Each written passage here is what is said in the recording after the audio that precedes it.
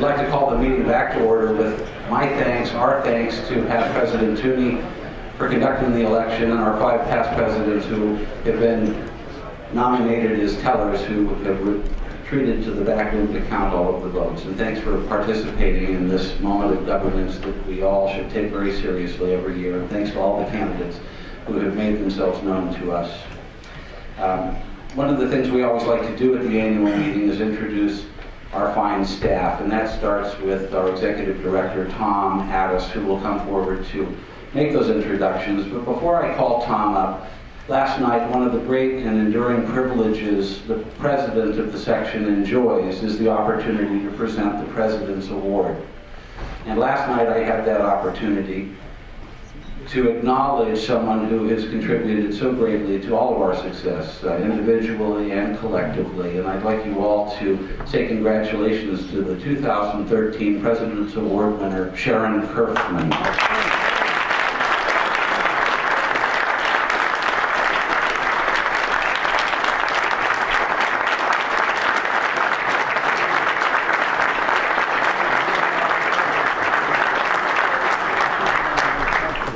Sharon spoke with us last night. I know she's not going to want to again.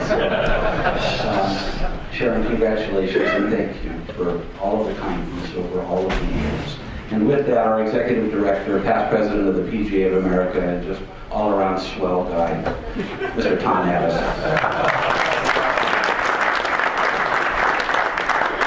Thank you, Jeff, and it's my honor too to first of all, good morning to everyone. It's great to be here, and it's nice to see everyone again. We get to do this a couple times a year, and it's really gratifying to spend some time with you. I too would like to honor Sharon. It's a real pleasure in speaking for the rest of our staff to have the opportunity each day to spend time with Sharon, and her efficiency and hard work and the care that she exhibits for all of you is just extraordinary. So, Sharon, congratulations, and we love you. A couple comments before we introduce the staff. Jason Levy's still here, and I would like to compliment Jason and Bob Klug of Canterbury Consulting. They're available anytime that we need their assistance, anytime we need their counsel, whatever question we have and report that we need. Whether it's for the Board of Directors, whether it's for our Finance and Investment Committee. Jason, thank you very much for what you do. And Canterbury is an exceptional watchdog for our funds. And you need to know that, and you need to know that we, as Jeff mentioned earlier, really work on a daily basis with Canterbury and their staff and working diligently on your behalf. One of the things that we do with our funds from Canterbury is the board each year votes to move some funds from our investment program into the operating fund to subsidize and to support programs for you, our membership, and programs for player development. A good example of that is today. You might notice over the past few years your attendance fees at meetings has been eliminated, and because of our cooperation with Canterbury and the well-being of our investment fund, we spend $160,000 a year on programs such as our meeting, education programs, other meeting programs, and player development programs. So we work very, very closely with Canterbury in that regard as well.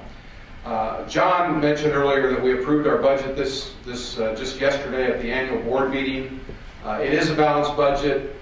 We work very hard to prepare the budget and maintain our operations within that $5 million budget. So we appreciate the support of the board. We have a great budget committee that watches what we do and and how our operations work in regards to our financial and our business plan. So just wanted to let you know that, and we really appreciate what our board of directors and our budget committee does and what you do to help support our programs as well. And with that, I'd like to introduce our staff at this time. And I'll start with David Myrtle. David is our foundation director. You met him earlier today. and Operations Director, David Myrtle.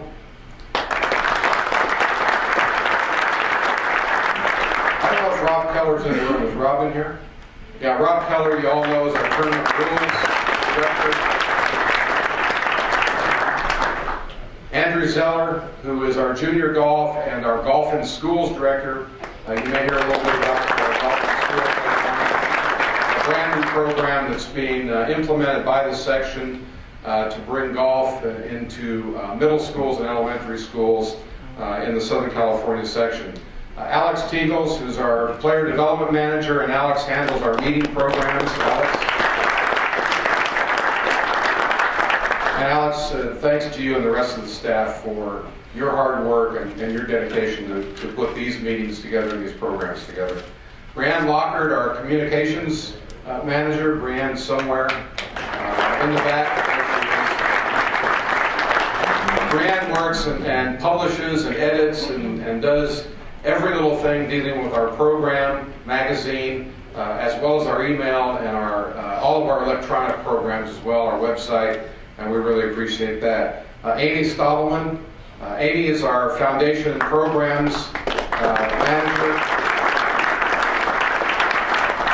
Amy handles our Alumni Association, which we encourage all of you, even though you're not necessarily a junior alumni of Southern California, you may be an alumni of many things in Southern California, so join our Alumni Association. We would really appreciate that.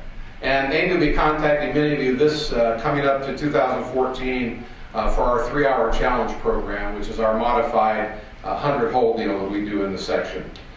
Some of you met Christy, but Christy Custer, our new finance and business manager for the section. Those of you who have the success in our golf tournaments and championships have either talked with Christy or Christy submits your payments for your prize money. So thanks, Christy. Sharon, you've already met. Sharon, thanks to you for. Oh, there's Christy right back there. Thanks, Christy. Sharon, you've already acknowledged, and again, Sharon, we appreciate everything you do. Sharon, many of you, in fact, most of you in this room have had occasion to talk with Sharon on the phone or talk with Sharon at meetings, at being our membership manager and dealing with everything, dealing with what we do as PGA members and PGA golf professionals. Starting out with our junior golf staff, Thomas Camioni. Thomas works with our junior tour and our players tour and our Toyota Tour Cup. And also Kevin Smith. Kevin, are you in the room? Kevin Smith works with our JDL, our Junior Development League, as well as our Square One program. There he is, way in the back, and our adult clinics that we run with our Junior Development League program. Thanks, Kevin. Christine Lawrence is in the back. There she is. Christine is our section and junior golf administrator. When you call the section office, you usually will have to go through Christine before you go anywhere else. So thank you, Christine. Mike Mowry. Mike is junior manager. He's also in the back and helps run our junior tour. By the way, we have nearly 2,500 members. We will do nearly 300 events this year. Is that right, Andrew? Nearly 300, just 300 plus junior tour events this year coming into 2014 alone. So it's a significant program. It's a significant contributor to your facilities in regards to incremental revenue and rounds of golf. So we're very, very proud of our junior golf program. It's a fantastic program, and we're excited about that as well. Chris Gilkey, I think Chris is probably also in the back. Oh no, Chris is up front here. Chris is a junior manager for our junior tour. And I have to say that all these young men and all these young people are extremely qualified and working on your behalf, and we're very, very proud of that. Max Despain, there's Max. He was one of your photographers this morning, and Max is from Kentucky, and we try to kind of ignore that a little bit. Matt Gilson, is Matt in here somewhere? There he is, way in the back. Matt's our player development administrator and coordinator, and handles, along with Alex, all of our programs dealing with our player development, whether it's neighborhood golf or whatever that might be out in the community. Neighborhood golf this year has eyes on, has reached over 2 million people this year, again on your behalf, and we've given well over 25,000 individual golf lessons at these programs as well. So thanks to Alex and Matt for that. And Dave Kuhn. Dave is our tournament administrator. Many of you get to meet Dave and may have the opportunity to interact with Dave sometimes on the tournament front. So thank you very much. I hope I didn't miss anybody, and our entire staff appreciates again the time we have with you. I say this every single time, and I say it over and over again. We enjoy what we do. We enjoy working with you and on your behalf, and that's what we do. And I'm proud to be a PGA golf professional, PGA member, and share that pride with you. So, Mr. President, thanks for what you've done. It was great working with you for another year, and I look forward to next year. Thanks.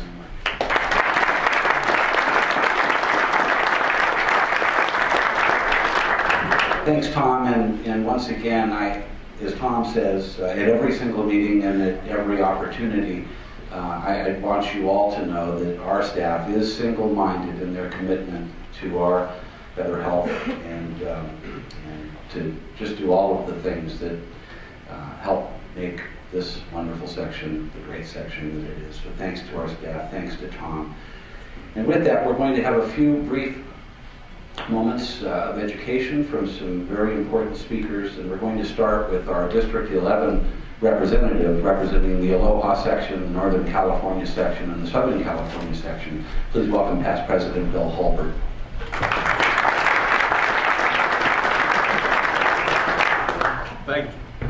Thank you, Jeff. Good morning, everyone. Jeff gave me 5 minutes, so I will talk very fast. It's been over a year since the 2012 PGA annual meeting in Baltimore. At that meeting, Ted Bishop became the 38th president of the association. Derek Sprague moved up to vice president, and our own Paul Levy was elected secretary. And coincidentally, I was sworn in as your District 11 director. So a very exciting time, a great meeting. You know, the campaign for Paul was significant. It was well thought out, and Paul did a great job, and we're so proud to have him as secretary, and he will follow me here shortly.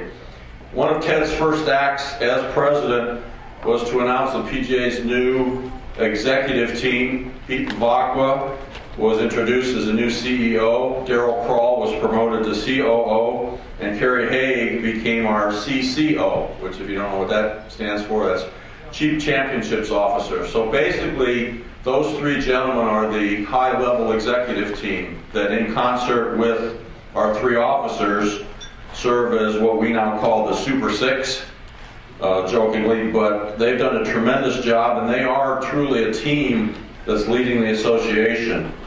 They initially started out with Pete's guidance to set a new direction for headquarters and for the PGA. The short-term goals were to change the culture at headquarters, and that has certainly been done.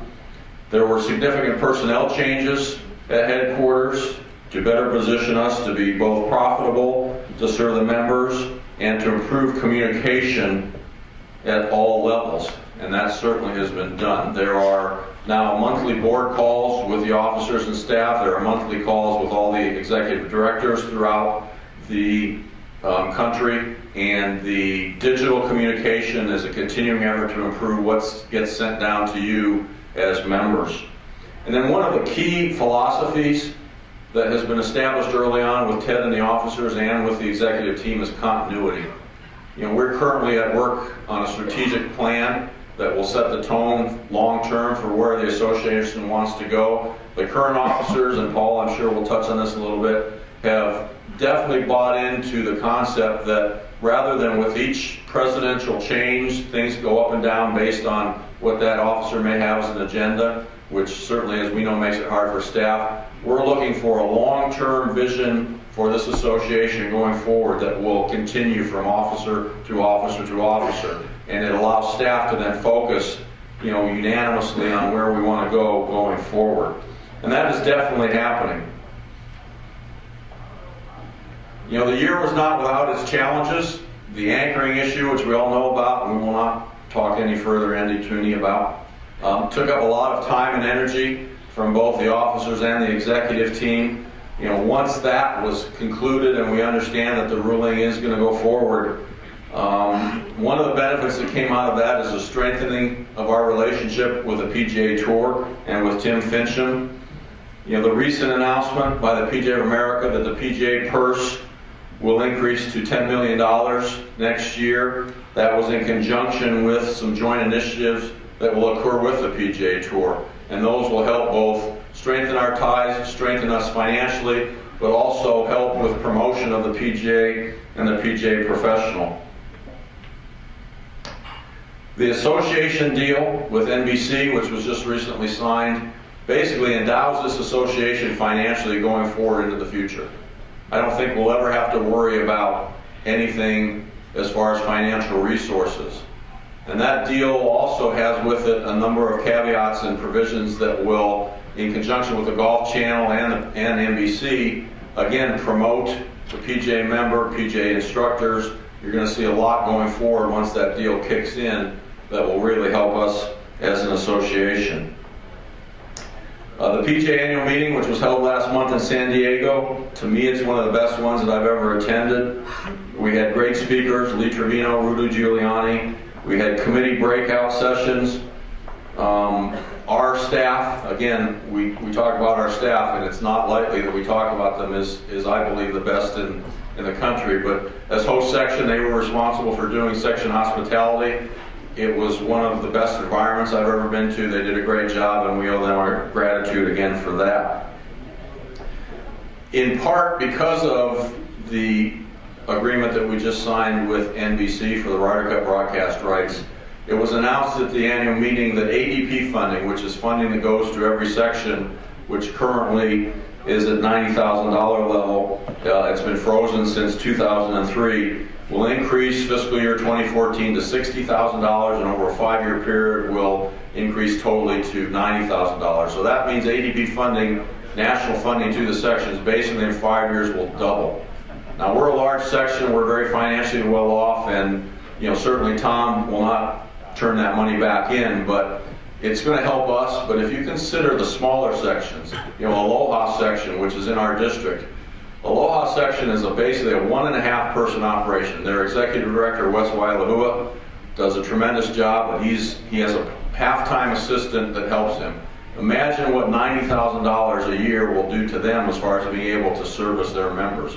And there are other sections in the country that are that small as well. So it's a huge, huge benefit, and it's a way to take money that the association has obtained through broadcast rights and derive directly back to the sections and therefore to section members. So needless to say, we're very excited about that. The other increases in contributions, again relative to the tour, $18,000 additionally per year from our tour agreement to sections, and that goes directly to tournaments, and $15,000 a year increase from the National Car Rental Agreement towards programs. So basically announced that $93,000 additionally per year will be going to the sections. Excuse me while I fumble with my notes. Need that extra hand, Jeff. Can you hold this one?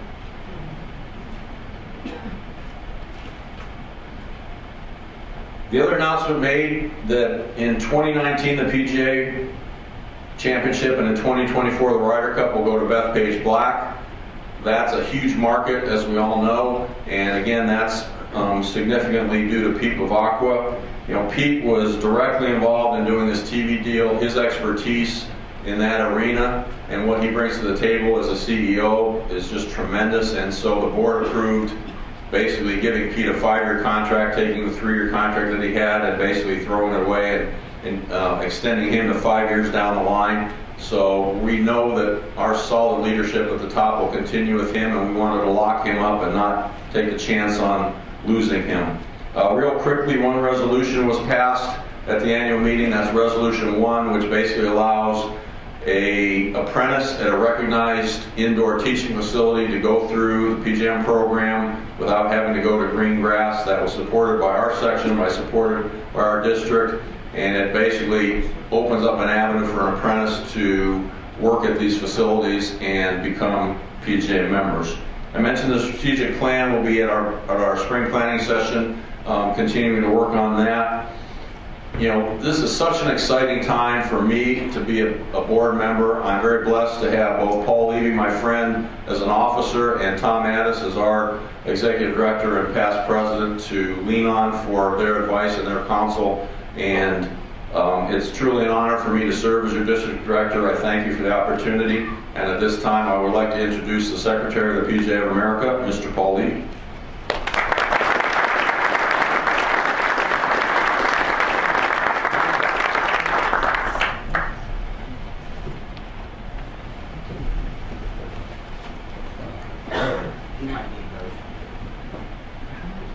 Good morning.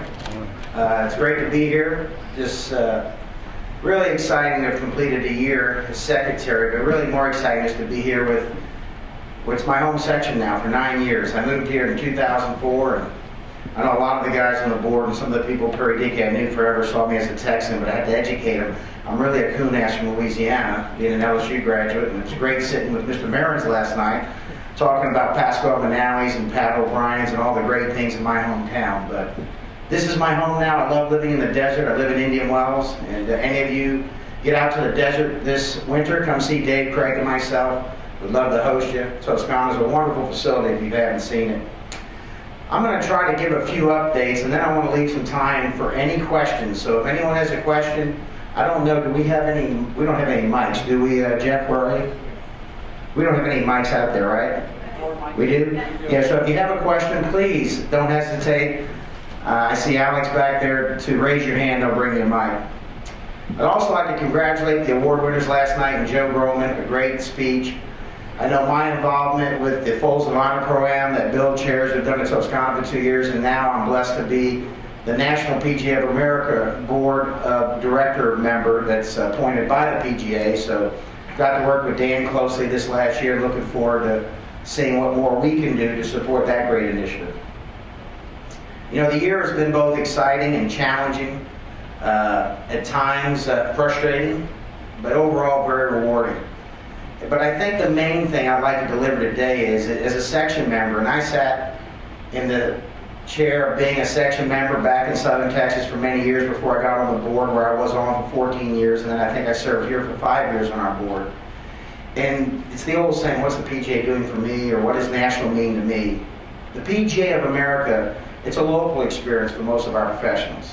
It's you being impacted and delivered services and relationships and networking and your fellow professionals you get to see here today, revisit old times, but it's really about the local experience. It's about the chapters and the sections and what can be done at that level. And I can tell you that your national leadership, we've really tried to revert back our focus this last 12 months.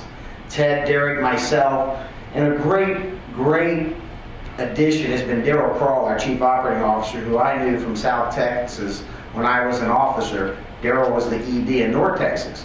So Darryl's a 20-year executive director, the job that Tom's done for us so many of the last years, and he has the knowledge of what these sections need. So we're committed to driving dollars and benefits back to the sections. I know Bill did a great job of talking about ADP and the money that we were very excited to announce in San Diego, over $4 million a year more going to the sections. But also, how do we drive that back to the individual member? One of the things that we've asked our new Chief Financial Officer, and I know Bill also shared, there are a lot of new staff at headquarters. 7 of our top 12 key positions at the National PGA are new in the last 12 months. Probably the biggest change I've seen in my 28 years as a member. We have a new Chief Financial Officer, Rona Amy, who has been charged with going outside the PGA and taking RFPs from the top firms in the country to tell us what can we really do in the area of inurement. Inurement is that word that means we cannot do things to benefit ourselves to jeopardize our tax status. So it's the old, gee, we got $100 million, why don't we play for it? Why don't we do something to get that money back to us? We're really studying in the next 6 months, what can we do? Have we pushed the envelope enough? Pete Bavacqua, being that he worked for the USGA for 11 years, you know, he has shared some things of how they look at it, how they look at inurement, and how they could drive benefits back to their members of the U.S. Golf Association. So that is a very exciting happening, and I think something that we hope to have some good news, because All the money we take in on the TV contracts, the Ryder Cup, the PGA Championship, if we can't find a way to drive it back as a benefit, indirectly or directly to the sections and the members, I don't think it does us a lot of good, is what our focus is right now. Also, a couple other things. I won't give you a big update on properties. We don't really deal with the properties out here. If you live in the West, which I've done all my life, I've lived in west of the Mississippi River. We don't use the PGA properties in Florida, but it has been a big challenge the last so many years. The properties were in disarray, condition operationally. We've brought in a new team. We've completely changed the staff there, new general manager, new superintendent, new equipment. We've made great strides. We've made great improvements in the first 6 months, and we think that those improvements are going to bear fruit financially. We're running it as a business. We've done a business plan, we've done a marketing plan, we've done a pricing survey. We've tried to make sure we're providing the right product and we're positioned correctly. Are we a daily fee golf course? Are we a resort golf course? So all of those things, which probably haven't been studied in quite some time. So that's the business perspective we've taken to it. And President Bishop's actually asked me to chair what we call a property advisory committee. So going forward, I'll have responsibility quarterly to, with a group of very distinguished individuals across the country, have the financials come to us for Valhalla, Port St. Lucie, go to those properties twice a year, report back to our board of directors, so that our managers, our general managers, like we want to do in our jobs, can do the job. They won't be micromanaged. We're hoping to not have a lot of board or officer interference and to let those people do their job, and we think we're making the corner there, but we have a long road to go. The long-range plan that Bill talked about, we had a draft of it, and again, we are looking for continuity. Ted and Derek and I have made a commitment to each other, and trust me, we have some long drag-out, knock-down.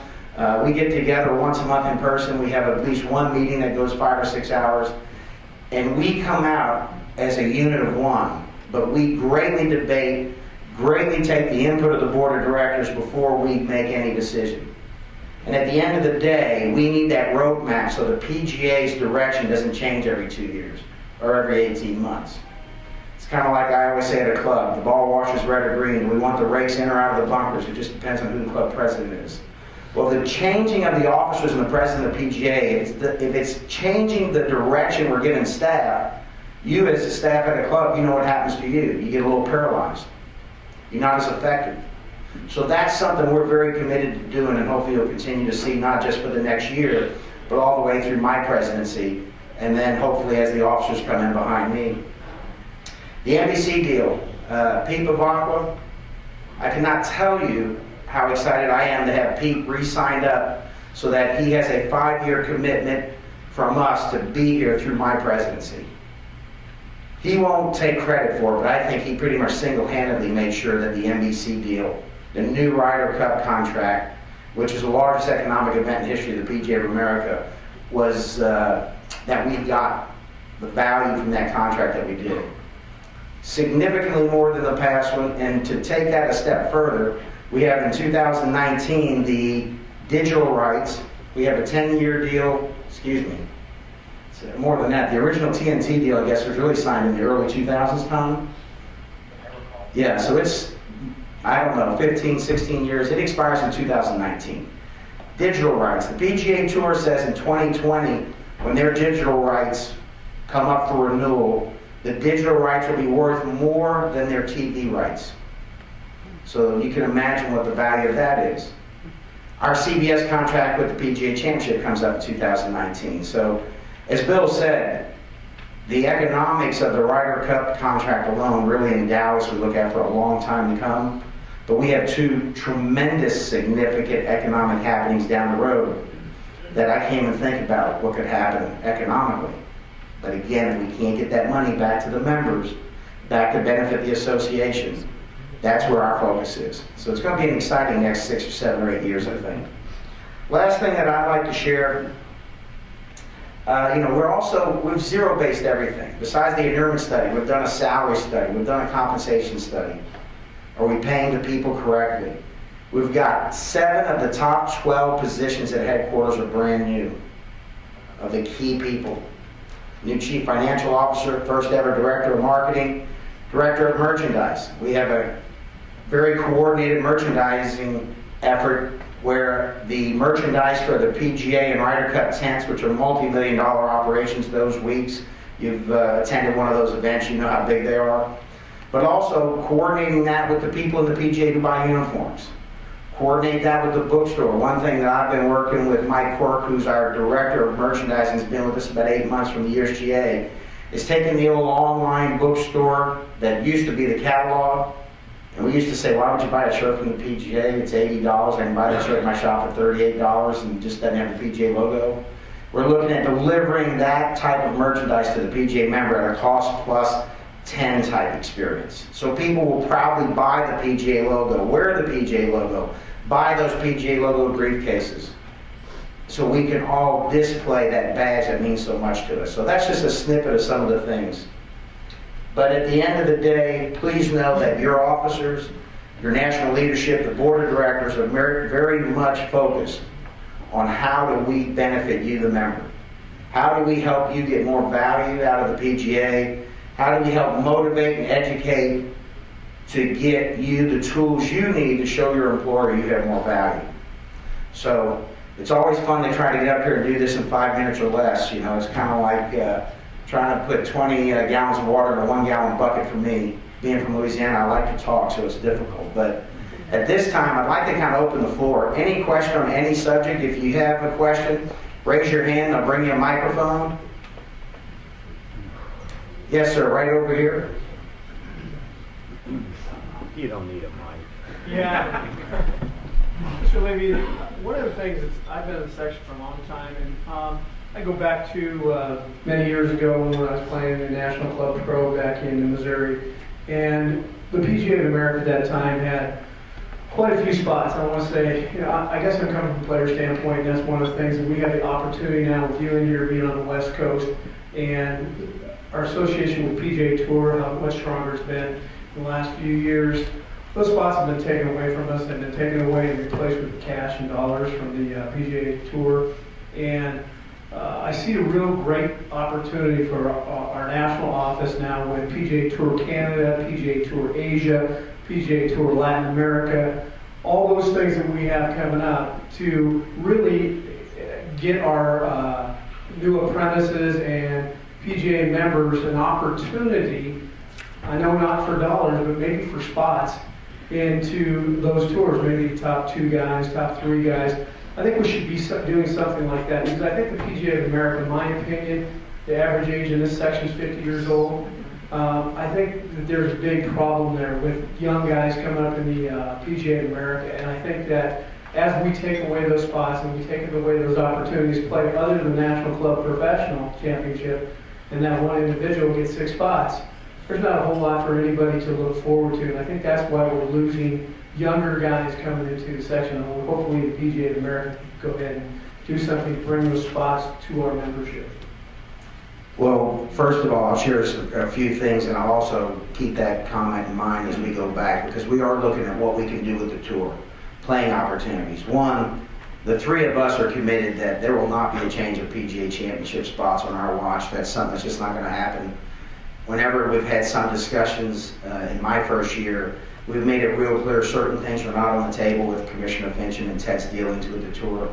Number 2, we do think there's some great opportunities. You know, you look at how we've also discussed, many of you have read in Golf World and Golf Week, the discussion about maybe taking the PGA Championship globally.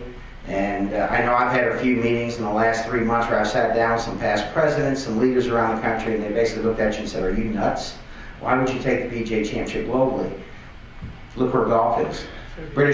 Pardon? I said it's going to be there in the next 10 years. You know, the tour just signed a deal for the new tour in China. You know, the British Open now has the global qualifying system all over the world.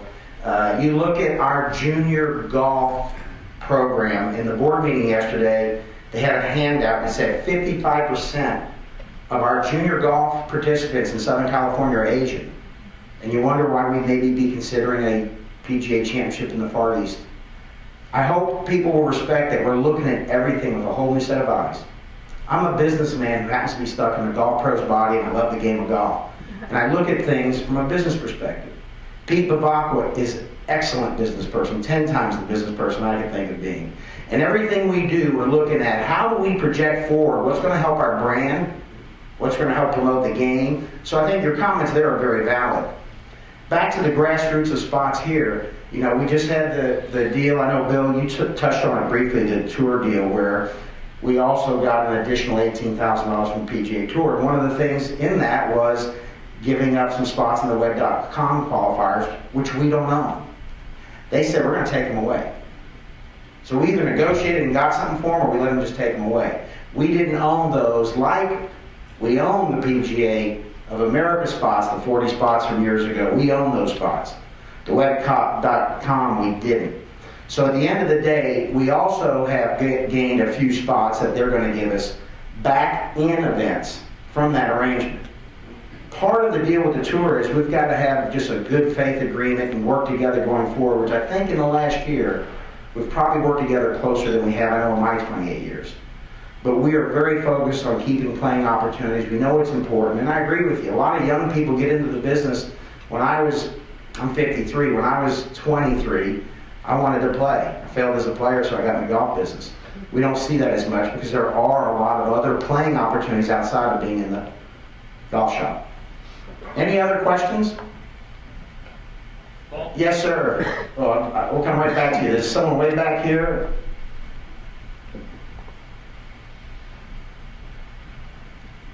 I'm just wondering, with the Olympics coming up and 16 brand new golf courses being built in Rio, where the PGA or who in the PGA or how in the PGA are we aligning ourselves with running the Olympics? And I haven't heard anything about it. I've asked several people. It just seems to be a blank. Pete Bavacqua sits in Tom, I don't want to, or Pat Riley, if you can, it's the World Golf Federation. Is that the new group that he sits on? I think that's the name of it, and if I can get the exact name for everyone, but I believe it's the World Golf Federation, who is basically charged with the direction that all of that goes. So we have a voice on that board, Pete Bavacqua. As for running the Olympics, it's not something that one particular entity is going to run it. This group's going to have a large say-so in the direction it takes, how they market it, the suggested format they play, who the rules officials are, and things of that nature. So I would say that we'll have as much a say-so as the USGA, the PGA Tour, and along with the PGA of America and how that goes forward. I cannot tell you much more details than that because we haven't had many conversations in that area. But Pete Bavacqua does sit on that panel of 8 or 6 people that are charged with giving that direction. Thank you. I was just wondering, with 16 brand new shops, and you know, Rio isn't like an easy. It's not like going over to Indian Wells and visiting them. Kind of a difficult spot. I haven't heard anybody organize any PGA members. We're the only ones qualified to run those 16 brand new shops. Well, and that's a valid point, except for we do need to keep in mind, and I can't sit here. One thing I'll do over the years, gang, if I don't know, I'm going to tell you I don't know. I'm not going to try to sit here in Louisiana. I can say the word BS spelled out, but I can't say that in California. So I won't BS you. I don't know where that's going, but I'll tell you this. Everything we do, we keep employment in mind. That's kind of how I got involved in the PGA and wanting to run for office. I told people real simply, I'm running to help my friends make a better living. But remember, employers own the jobs. So whoever has those facilities, someone owns those facilities, not the Olympics. Some developer, some management company, no one can tell North Ranch Country Club how to run their business. So we need to keep in mind with our employment consultants, I know we've discussed having a global or a worldwide employment consultant presence, which we really don't have right now.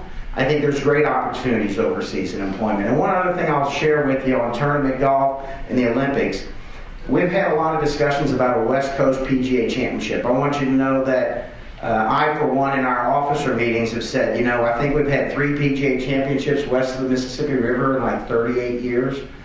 So I always remind Ted that West is West. We always have a discussion, you know, he says, well, Indiana's kind of West. I said, no, that's the Midwest, Ted. You always have trouble with direction. We want to go West, and we want to go West for a couple reasons. We want to go West because the value of the TV contract is enhanced, because when you're playing in prime time on the West Coast, you're in prime time television on the East Coast. So, they're coming down the stretch at, 4 o'clock to 5 o'clock. That's 7, 8 o'clock on the East Coast. The TV contract, although the Ryder Cup one has been signed, we'll be negotiating that one again, we think possibly for a longer extension when we do the PGA Championship contract. So we're holding out for maybe a West Coast location somewhere around the 2020 date or a little thereafter, and also not discounting totally a West Coast Ryder Cup. And it's not because we're owed one, it's not because we haven't been to the West, it's not because a lot of things are prejudiced towards the West, it's because it makes good business sense for the PGA of America to have a West Coast presence. Yes, sir. You touched right on the coattail on his comment about last year at the December meeting. You were talking about having a West Coast major championship of some nature, so you just touched on it, and that pretty much answers my question. Thank you kindly. Thank you. And I'll take like a couple more because I know we have plenty more to get to. Yes, sir. I just want to add on that. One of the things that we did have out here for 3 years, I believe for 3 years we had the West Coast PNC or whatever you want, West Coast Swing Championship. On the East Coast right now on the PGA Cup matches, which we just had at Slaley Hall, it was hard to get anybody from the West Coast to be represented on that team, very few, from the standpoint of if we want to go back and play in the Winter Series and all those series where you accumulate points to become a part of the PGA Cup team, it's very financially impaired for the guys from the West Coast to go to the East Coast to play in those events. Is there any chance of bringing any of those events back to the West Coast? I know we did it at the PGA Southern California, which is not conducive to the weather at that time. So, I think if we had something like that down in Palm Springs area or someplace with all the clubs down there, kind of semi-family, some of them semi-family right now, it might be something that we could do in the next few years. Well, a couple things. First of all, just FYI, I didn't know myself. The PGA Cup team is really only qualified by the 2 years PNC championship. Just that. First year, second year's double points. And of course this year, we're down to just 2 clubs from Sunrise Company. The other clubs in Houston, Texas, Royal Oaks, my head pro there, Ryan, finished second. He finished second to Rod Perry. So Ryan qualified for the PGA Cup team. Being an officer, knowing I was going to the PGA Cup, I kind of started asking how do we do that. I didn't quite understand it myself. So that's just a fact. Number 2, we did try a West Coast. They did try a tournament series for a while. Didn't do very well. Now, one thing we've done is we committed $75,000 this year to the Winter Tournament Series, of which Kerry Haig just sent us out this morning the sign-ups.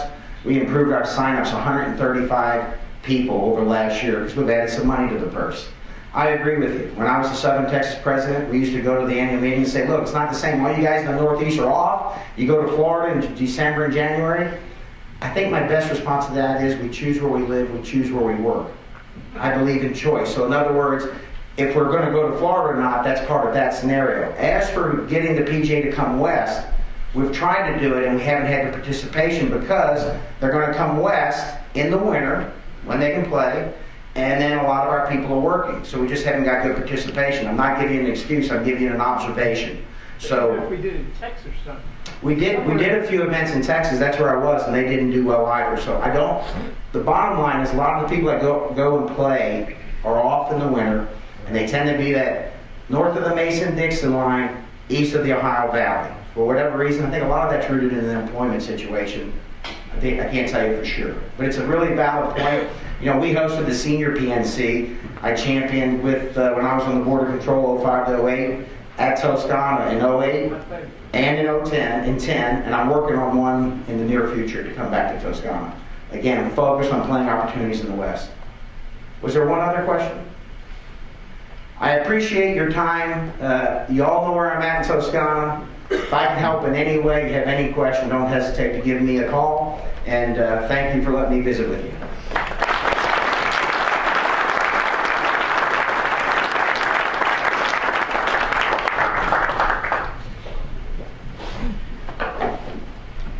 Thanks, Paul. Let's never forget how lucky we are to have an officer of the association in our zip code. Do take advantage of it. These bright men and women that make up our association's board of directors and officers, well, they do us all justice. We have Nikki Gatch with us this morning, an alumni of the section, and one of our favorite people. Please, Nikki, if you'd come forward to speak about player development. Thank you, Jeff. Don't always get an opportunity to follow the PGA of America's secretary, so this is kind of cool. Doesn't happen every day.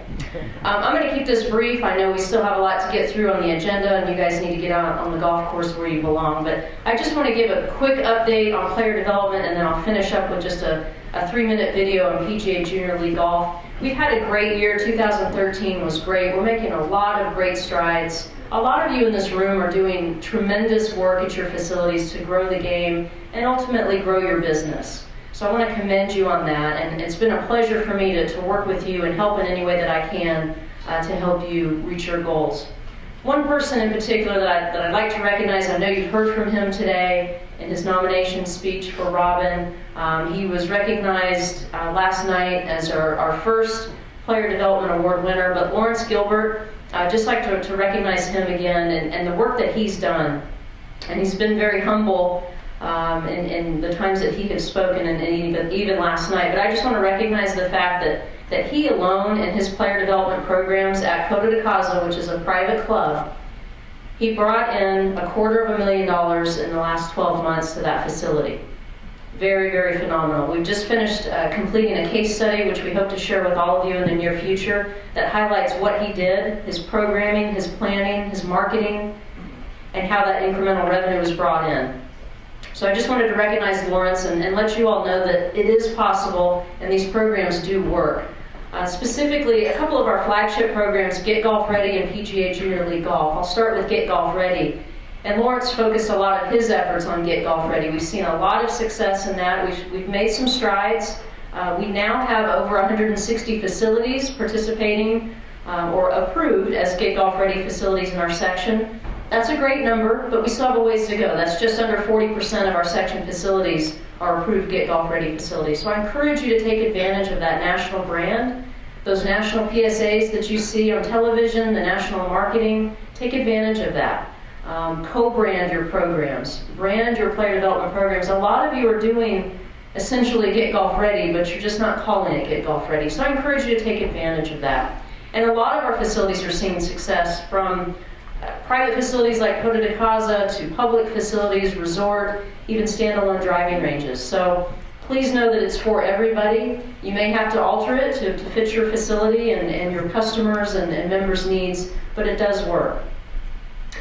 Along the lines of Get Golf Ready, we've formed a Get Golf Ready corporate outreach program, and I've worked with several facilities to do that, to reach out to companies and corporations near your facility and offer to do a Get Golf Ready class for their employees. It's been hugely successful. We just finished a program in San Diego where we reached out to 3 facilities. So it was very rewarding to help them reach out to a corporation. We got about 25 people involved. That was 8 people essentially at each of the 3 facilities. So there was $800 in incremental revenue to that professional that taught that class. And the students enjoyed it. They want to do more. After the first of the year, they'll start additional classes and private lessons. So it does work, and we've created guidelines to help you with that and reach out to corporations, and that's something that I'm available to help you with as well. I'm going to jump into PGA Junior League Golf before we watch the video. This is our answer. This is golf's answer to being a complement, to like Little League or any other team sport that is really attracting our youth away from our game. PGA Junior League Golf, basically is an inter-club team. It's made up of juniors 13 and under. You have 8 to 12 kids on your team, and you form a league of 4 to 6 teams in close proximity to your facility. And the facilities that have done this have really seen great success. Obviously, the kids love it. The parents love it. It gets them more involved in your facility. It creates that relationship between the professional and the junior and their families. Happy to help you create a league, create a team, and get you involved in a league with other facilities in your area. Just to conclude, it's been a wonderful 2 years in this new position. I thank you for the opportunity to serve you and to help you grow your game, grow the game, and grow your business. For those of you that will be joining us and those of you that aren't playing in the tournament following the meeting, we'll be conducting an education seminar with myself and Ian James of Retail Tribe to talk about how you can become a revenue generator at your facility and showcase your value to your employer utilizing player development. Thank you for your time, and best of luck in 2014.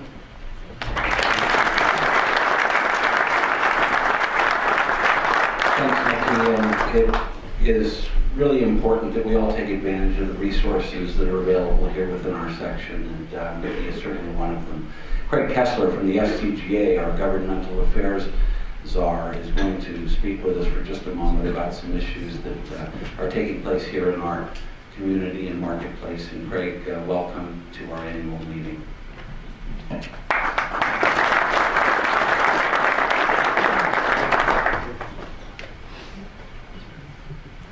Couple of preliminary items. President Johnson, thanks for inviting me to this meeting. It really is an honor to speak to the section's professionals at their annual meeting. Genuinely flattered by that. Second, DJ, I don't know how you're going to do in this election. I have no clue. But it's clear to me when you gave your speech up here that spending a lot of your childhood hanging around city managers, your father, and a lot of politicians, it showed in your speech. So keep that up. I recognize some of those good moves and appreciate it. And on a personal note, as someone many years ago who did his undergraduate work at UC Santa Barbara, and at the time had a net worth of a very high negative number, it was the professional staff that took pity on me at Sandpiper when I came out as a ragamuffin, struggling young kid, and used to take me out on that beautiful golf course for I haven't changed management since, but at no fee. And I very much appreciate that fact all these years later. I'm going to say I'm going to be brief, and I'm actually going to be brief. Tomorrow, I get an opportunity to go down to the City Council, to the City Hall in San Diego, and speak to item 331 on their agenda. I get the opportunity to say thank you to all the necessary parties and stakeholders, members of the council, members of a separate city council task force, members of the Conservation Unit of San Diego Public Utilities, San Diego Public Utilities, and some others, because tomorrow the City Council is expected, it's pretty much a done deal, will pull the trigger on about a year's worth of work, at least a year. It was a year for some. It was probably closer to 3 years for me, on completely transforming that city's drought restrictions legislation as it applies to what we call large landscapes, otherwise known as golf courses and a few cemeteries. The ability to do that is based on something called the San Diego Golf Industry Water Conservation Task Force, which I may lead, but without all of Allied Golf in San Diego following and jumping to that lead, I wouldn't have that pleasure tomorrow morning. I'm not sure going at rush hour from LA to San Diego is a pleasure, but when I get there, it will be a pleasure. And that means whether it's this section, the Club Managers Association, very particular the Golf Course Superintendents Association, anything dealing with water deals with that organization, major management companies, Troon, Touchstone, American Golf, JC Resorts has been a major participant, and just so happens that maybe the key superintendent is from one of their facilities in North San Diego, in North City of San Diego. And that capacity was built on something that we did a few years earlier in the city of Los Angeles, and not being very imaginative with names, that's called the Los Angeles Golf Industry Water Conservation Task Force, which pulled a similar trick a few years ago and radically transformed, in that city's case, something called an emergency water conservation ordinance. I'm not going to go into the details. The truth is, politicians sometimes for our industry pass things that are utterly unworkable, and those become the law. What we did in the Los Angeles case was unwork that law so that basically the golf industry can meet the regulatory mandates that are put on local jurisdictions by the state legislature in a way that's consistent with sound agronomic and business practices, and in ways that are consistent with your capacity, whether it's golf professionals or superintendents, ownership groups, management, to actually be able to do something other than at the last minute respond to something passed in Sacramento at 2 minutes of midnight. Just on another personal note, gives me great, I had breakfast this morning with Phil Lopez, who's the general manager at Woodland Hills, and realized we chatted a little bit that based upon really indirectly the fruits of that task force in Los Angeles, and some of those fruits are just getting to meet the persons who regulate your industry and meeting some of those legislators who sometimes pass those laws that don't make a whole lot of sense to us. Once you develop those relationships, sometimes they start passing laws that make greater sense. And of course, the ideal, and we've begun to accomplish that in the golf industry, is they actually consult you before they write that legislation. I think that's the gold standard if you do what I do for a living. I won't go into the details, but Phil's club has benefited from inside knowledge that I had and from actually some approaches from his water provider to hook him up with a multi-jurisdictional arrangement on recycled water. His club got a hell of a deal. And I can say that. You can say that in Louisiana. Where is it? You can say it in California too. And also is some other things that are involved in that. And then it was gratifying to me that he mentioned that he played an executive course that LA County owns called El Carrizo. Said the greens were great. It's in Silmar for those of you who want to visit it. But it struck me as he was speaking just on those casual kinds of conversations. I remember that the County of Los Angeles got a $380,000 check from Los Angeles Water and Power to do some irrigation reduction, some turf reduction work, which had and that got entirely paid for by Los Angeles Water and Power. And then the added benefit is since they took so much turf out of the irrigable swath, their water bill is reduced as well. Moving on, I look at Todd Kiefer, who's a new officer now. I discovered that this morning of the section. And he is part of a group, and there are others in this room, that we're meeting on Monday afternoon with the with the president and vice president, the elected Coachella Valley Water District, and a number of initial stakeholders, or some large players in Coachella Valley golf, to put together, again, we're not very creative, I guess, with titles. We'll have to work on that. Something called the Coachella Valley Golf Industry Water Conservation Task Force, which the issues are very different wherever you go, Los Angeles, San Diego, Coachella Valley, but there's one fundamental that's consistent. I know that will probably be a bigger one because of the disproportionate size of the golf industry in that particular valley, and we'll probably have more players, and we'll be able to get some of the same benefits we've seen in the big coastal cities. We'll get those in the Coachella Valley as well. I share this with you, and I could speak literally longer than actually my friend Paul Levy on this subject, but I won't go into those details. I think the detail you need to know is that whereas 5, 6, 7 years ago, the golf industry was a little bit standoffish, a little bit afraid of government, was afraid of oftentimes working with each other. I mean, as I stand up here as an employee, a staff member of the SCGA, I can't emphasize enough that the amateur association and the professional section, from my perspective, almost seem like one organization. And I can say that same thing with the Golf Course Superintendents Association and some of the others, because on those things that absolutely require organization, leadership, the capacity to speak with one voice, the ability to think long-term, 7 years, 10 years, 20 years down the line, and what do we need to do to affect public policy. In the Coachella Valley, I know Todd participated in an editorial board meeting we had with the Desert Sun a few weeks ago, and I'm safe to say that some pretty tough reporting on the water district and some tough reporting on the golf industry has suddenly shifted into something positive about this task force we're putting together, and that was our conscious strategy, was to make some news, get on the front page, and get them to start looking forward, because once they understand that the golf industry has always looked forward in these kinds of matters, and will look forward, I think perhaps a little bit faster because of the brilliance of their reporting, they'll respond that much more positively. I wanted all of you to know not so much the details, whether it's water legislation, and I just happen to mention that because that's always front and center, and that's the one issue in Southern California that unites every aspect of the golf industry, from an LA County municipal executive course in Silmar to the Los Angeles Country Club. Water and environmental regulation bind them all together as one.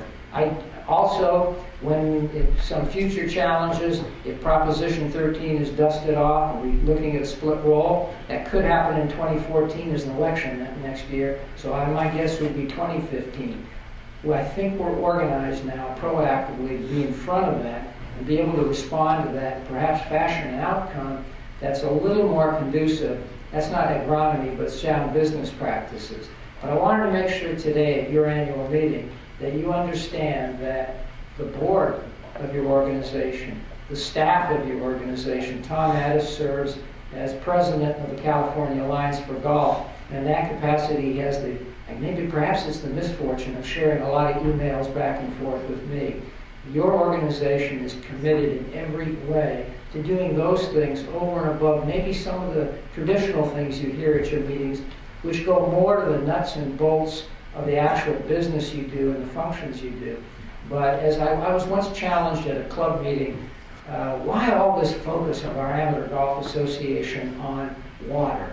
And uncharacteristically, I was actually very brief. I just looked up and said the following: no water, no golf course. No golf course, no golf club, no golf club, no golf association. And to which I would add for this audience, there are no jobs in professional golf. There are no general managers' positions. Major management companies would be looking at portfolios of far fewer golf courses. There wouldn't be jobs for amateur golf administrators, and everything would begin to shrink. That's how much that focus is. And this section, and I think all of golf's normative leadership institutions, have stepped up to that table. I just get to be the lucky one that puts it all together and can often go to places like San Diego City Council, thank the appropriate persons, and that's my day job. And some of the others who participated and really put in a lot of work on this, which includes consultants. Ours is a very generous industry. In San Diego, we had certain consultants. They charge a lot for this service, and they charge some of you for that service. But the technical expertise necessary in order to rewrite that legislation is something they willingly gave up for free. I had an email from Dean Miller, who's the head of agronomy for PGA West, that he's located someone in that area who's an irrigation expert that wants to step up that way as well. So again, it's an honor to speak to this section. It's an honor to speak to all of golf's organizations that pitch in. And I want to say, on behalf of the SCGA and on behalf of all the rest, thanks for your support. I think you're doing good for us and the members and the game.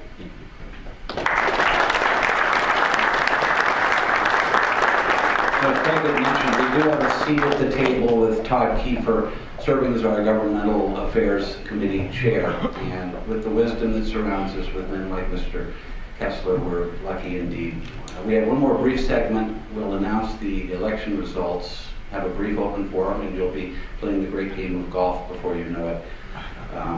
Annually, and at every general meeting for that matter, we conduct what I call Remembering the Past and Embracing the Future. And it's just a brief segment where we enjoy hearing from a newly registered apprentice, someone with fresh eyes, and then one of our more mature members. And this morning, we'll begin with the maturity part of the program. I've asked Perry Dickey to talk just a little bit about his perspective and the evolution and changes he's witnessed over the years. And then Kay Hoey from the Mesa Verde Country Club is going to speak for just a moment. Thank you, Perry. Thanks, Jeff. I was okay with all that until you talked about the maturity deal. So, I've been asked to talk briefly this morning about, go back 30 years or so and give my perspective of what happens at the game and the association. And I'm actually going to go back a little bit further. I'm going to go back 36 years to be exact. And that was 1977. And it was my first section annual meeting. It was at Lacombe Country Club. Frank Morey was the president. Mr. Riley had us. Several of the gentlemen in this room were on the board, and I was the guy sitting back behind the buffet line, frankly, as a young apprentice. I was scared to death. But thinking about that, I was working for Howard Smith at Diamond Bar Golf Club, and you know, when I think about what we did in those days as assistants, as golf professionals, the thing that struck me is that we played more golf together. I can remember working for Howard 2 days a week. We'd go somewhere with Dave Sink and some of the guys, and we'd play golf, and you know, Paul Hahn, Doug Cauliflowers, all those people, and there was a lot more fellowship, in my opinion.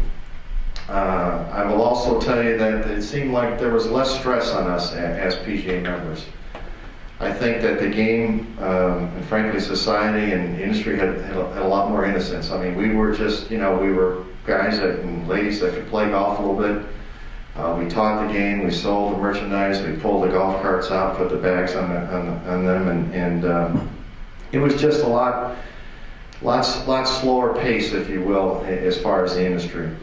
The head professional was the ultimate person at any facility. I don't care whether it was a public golf course, resort, private club. You basically, that was the career path.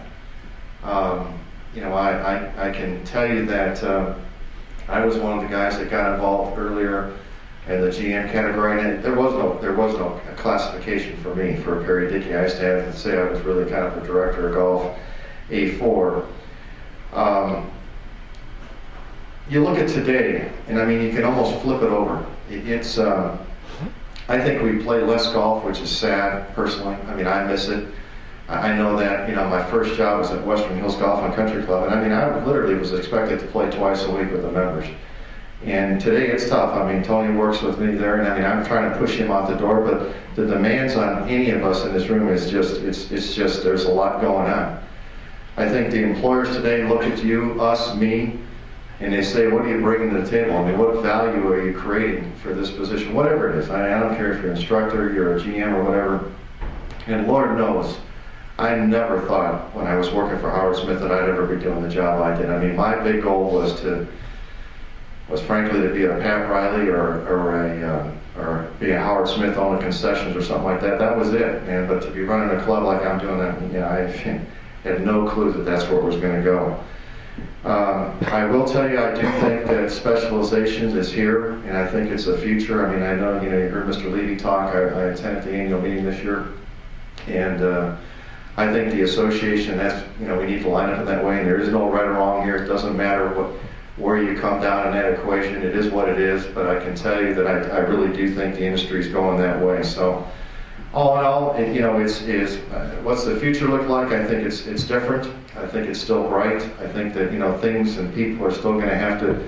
Golf is not going away, assuming, you know, Mr. Kessler keeps the water coming, and I know they're working on that. But at the end of the day, there's going to be jobs to be had, and there's going to be, you know, they're going to look for the best and brightest to hire. So, all in all, I think it's a bright future, and I appreciate the time. Thanks, Jim. Thank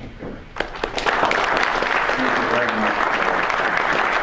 Please welcome Kay Hoey from the Mesa Verde Country Club, who has the great privilege of working beside one of our past presidents and true icon in the section, Tom Sargent.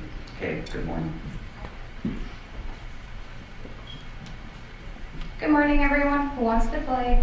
Just kidding. Anyways, I was raised, born, Southern California girl, went to college, went to high school, everything, and I love the area. And I grew up basically on the golf course. Everything I did, you could find me on the golf course. Homework, I'd be in the clubhouse, just doing my homework, and that's basically who I am. I'm a golfer. And I was fortunate enough to meet a lot of people while I was playing junior golf tournaments, and they really inspired me to be where I am and who I am today. And as far as the future, I think it's very bright.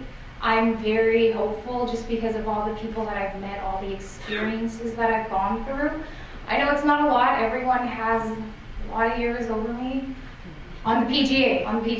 Anyway, so other than that, being just a PGA apprentice, I've learned so much from everyone. All the experiences that everyone's gone through, it just inspires me to be more than I can be, and that's what I really want to do with the game of golf. I want to give back, just like those who gave back to me, who inspired me to be where I am today. Other than that, thank you for letting me speak. I know it was really brief. I know everyone wants to go play golf. I do too. So, thank you, and yay.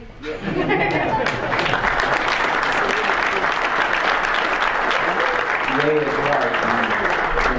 We really should all take advantage of one another in this fraternal organization and realize that we can all be so helpful to one another as we go forward. And I'm inspired by what you said. Thank you very much. I'm going to call past President Tooney back up to announce the results of our election this morning. Andy.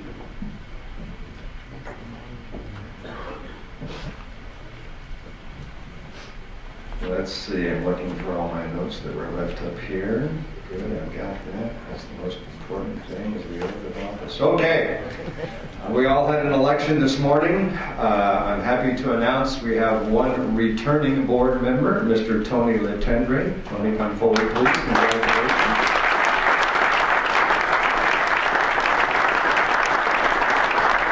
And one brand new board member, Mr. Robin Shelton. Robin.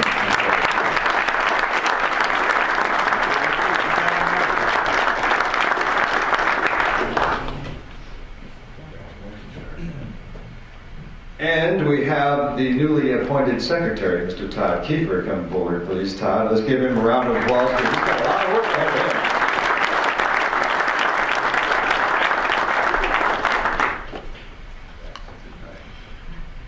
Oh, and there's your badge. And you didn't think you needed a badge, huh? Okay. Now, this is a very important part. We're going to swear you in, okay? Now, when I say I, you repeat your name, okay? When I say officer or member, you're going to say officer, you're going to say member, okay? I got that part right? I'll try to keep these phrases short. So yeah, there's a lot of pressure, yes. But I'm used to doing these interviews, so you can just follow along. Okay.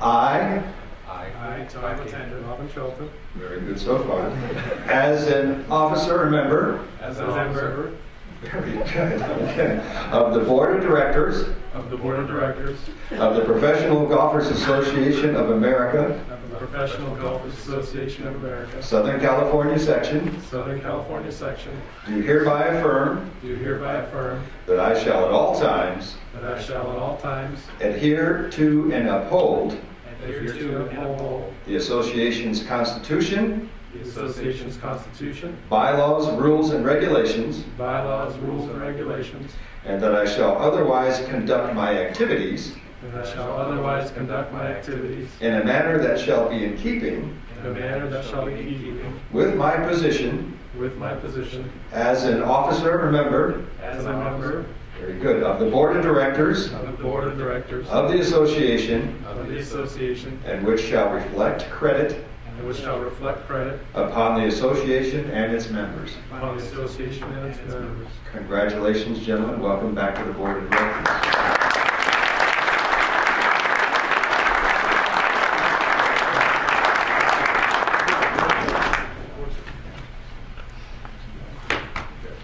Mr. President, I turn it back to you. Thank you, past President Tooney.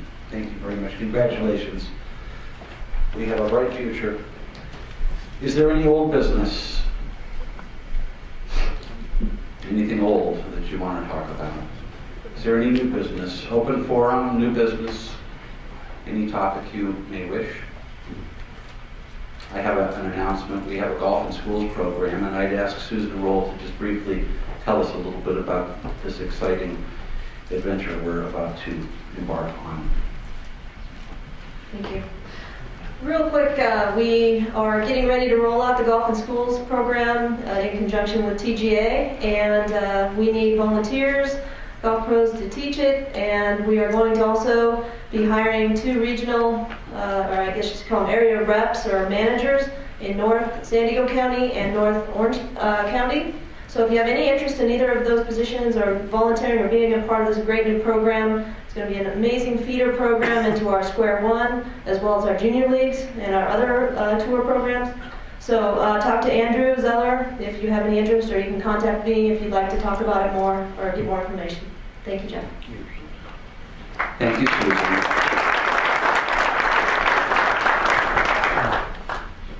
Any other new business? An opportunity to talk about what makes you happy or sad? Anything we can do better? Last call for new business.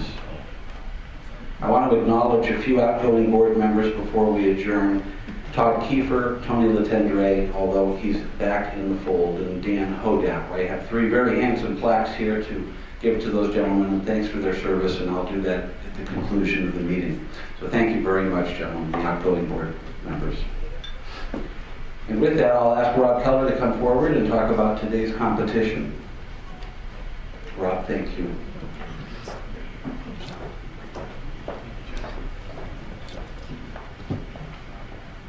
Morning, ladies and gentlemen. I did want to go ahead and rip through this here just very quickly for our players. We have 126 contestants this morning in the Pinehurst Championship that will be attempting to start right around 11:45 outside. Any of you that have been keeping an eye out to the beautiful views that we have here. We are still experiencing some gusty winds, but the golf course is in great shape, and we will be starting off hopefully on time.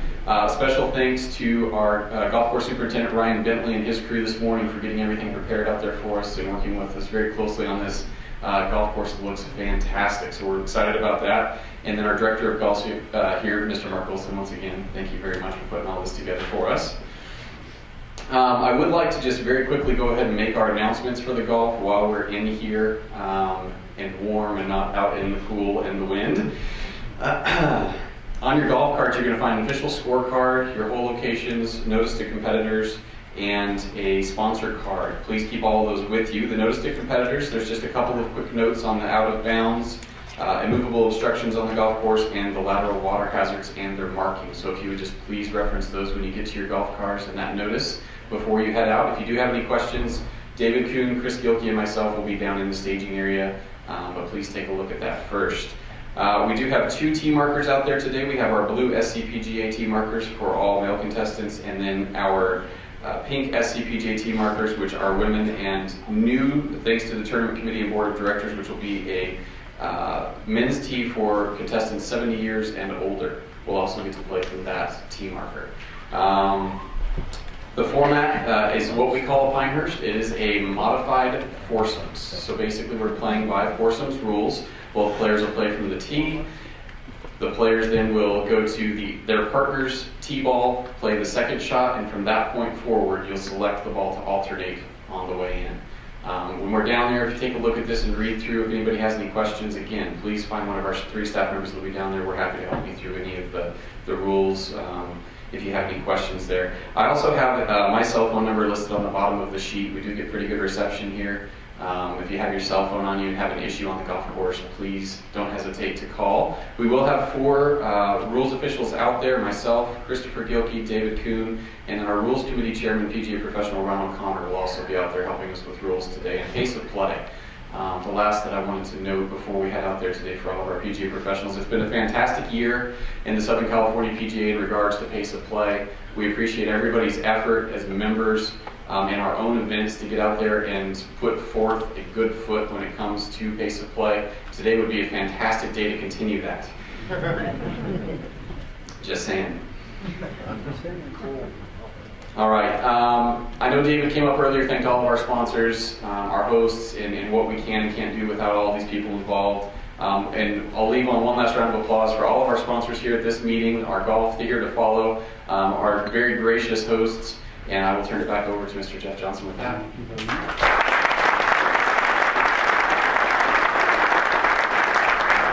Thanks, Rob. And in closing, allow me to say thank you to our board of directors, my fellow officers, but especially I should want you to know how grateful I am for all of our section members and the privilege you've given me to serve as your president. So with that, let's go golfing.